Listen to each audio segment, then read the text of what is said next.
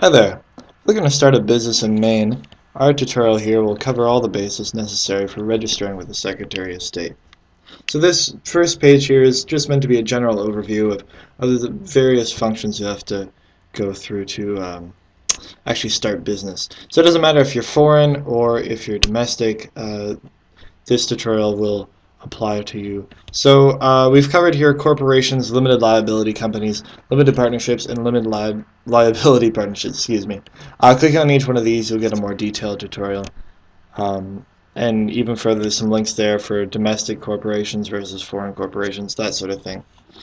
Um, One thing that's really important to do is to perform a business entity search. Now, this can be done to just research the filing history of a particular entity, or just get sort of their general business information. Or if you're looking to file with the Secretary of State, you're going to need to file with an original name. So you can use the business entity search function to research the name database that the Secretary of State has online.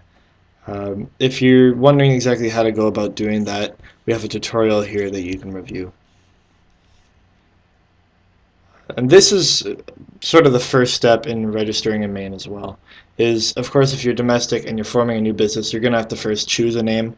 It won't be applicable for pre-existing entities who are currently functioning, but you'll still need to check if your name is available and distinguishable from that of any other entity in the Secretary of State name database. So what you're going to do is either do a business entity search, like we talked about before, or you can reserve your name. You make that filing, and if it doesn't get rejected, you'll not only ensure that your name is completely original to you, and there's nobody else in the state of Maine that is using a similar name, and you'll also be able to reserve your name for 120 days before you file. This is especially useful for foreign entities who think that there might be a little bit of time before they're actually going to file with the Secretary, but they'd like to do business in Maine within the next 4 months.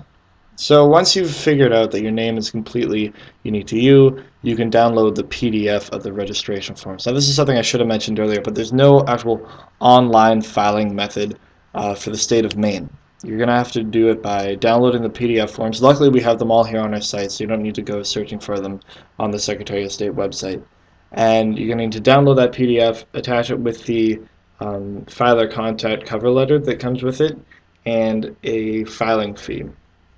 Now, here we've listed all the different kinds of entities that we've covered. Oops, got away from me there. Um, and if you click on each one of these, you'll get the detailed filing method, as well as everything you'll need to submit onto your PDF, onto your registration form. So let's move on to step 3. This is assuming that you've downloaded the file, you've entered all your information. Now you can fill out the filer contact cover letter, which is just going to detail the method of payment for your filing fee, the name of the corporation, all the information for the contact person so they can receive correspondence from the Secretary of State. You can also add that you like expedited filing, so for $50 more, which is kind of expensive, but $50 more, you can get your filing process within 24 hours, and $100 will be immediate processing. And after this, you can fill out the filing fee. So we have a voucher here that they've included on their site. We've uploaded it. It's just a PDF on which you can put your credit card information. Also, you can attach a check made payable to the Maine Secretary of State if you'd rather not use your credit card. This will be attached to your original application and then sent to the Secretary of State. So below here we've shown all the different filing fees for each entity type. It's pretty average, pretty run-of-the-mill, except for nonprofits. It's amazingly cheap.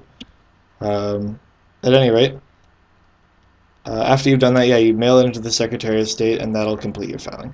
So name reservations. This is something we spoke about a little bit already. It'll cost you $20 for 120 days of stress-free window of opportunity in which you can file for your for application for authority to do business in Maine. And the 120 days is non-renewable. So once you've passed the 4 months, you're going to be on your own, so to speak. Certificate of legal existence. This is something that is used by entities if they want to take their business out of state or if they're applying for large business loans. Sometimes banks will ask for this. It's pretty much just proof that you've complied to all the rules of the state, that you're up to date with your annual reports, and that you've paid all necessary filing fees for that year. You can get it online doing a business entity search. It's going to cost you $30. Agreements. Okay, so although this is not legally required in the state of Maine, after you're done filing your application for authority or your certificate of formation or whatever your document's called, you might want to draft either a corporate bylaws if you're a corporation, an LLC operating agreement if you're an LLC, obviously, and a partnership agreement if you're a partnership. Now, this is essentially this agreement that will bind all the managing members of your company to a certain set of bylaws under which your company will be organized. So this is going to be the initial capital contributions of each managing member. If you're a corporation, the election of the board of directors, the power that your shareholders have if you're a corporation, any provision not already stated in your original article or your original certificate of formation will be incorporated into this partnership agreement or LLC agreement. If you want more information on them, click on each one of them here, and then we also have a free template for you to use. And finally, this probably doesn't apply for foreign entities as you most likely are already operating using an employer identification number, but newly formed entities, as soon as you get confirmation from the Secretary of State that your application has been approved, it's recommended that you apply for a federal tax identification number or an employer identification number. This is used by the IRS to recognize you as a legitimate tax-paying entity, and it'll also allow you to open bank accounts, apply for credit cards, and otherwise commit to any kind of financial transaction. So you can do this online or by PDF. We have a tutorial for each one of those processes here and here. I hope that was helpful, guys. Best of luck.